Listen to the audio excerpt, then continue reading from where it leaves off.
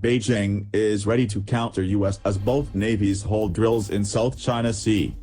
China has accused the United States of having ulterior motives in sending two aircraft carrier strike groups to the disputed South China Sea, while its state media reported that Beijing stands ready to counter the challenge posed by Washington.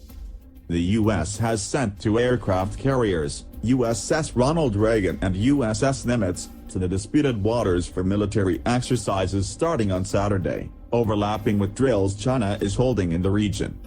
These drills are some of the U.S. Navy's biggest in recent years, and it is rare for major U.S. and Chinese military exercises to take place in the same region at the same time.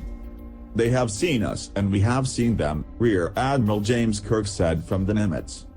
"Contacts with Chinese ships had been without incident," Kirk said.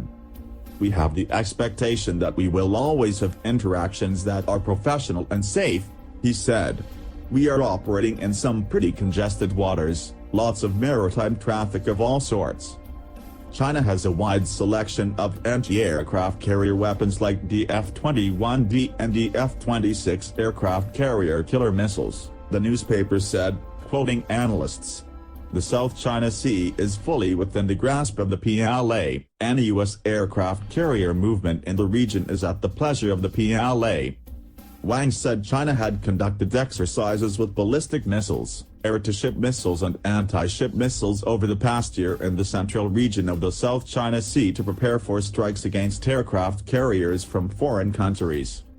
The latest U.S. exercises in the area would provide a real-life target for the PLA Navy in testing its capabilities, Wang said, adding that China may conduct another round of exercises in the sea in August. Colin Ko, a research fellow with the S. Rajaratnam School of International Studies at Nanyang Technological University in Singapore, said the risk of escalation remained low as both sides would refrain from coming to blows.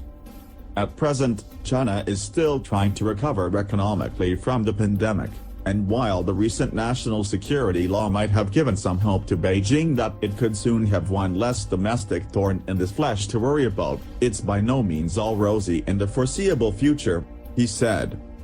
But the problem is that while we may see less likelihood of a premeditated clash, if the opposing forces operate close to each other in the South China Sea, one can't discount the possibility of an inadvertent clash.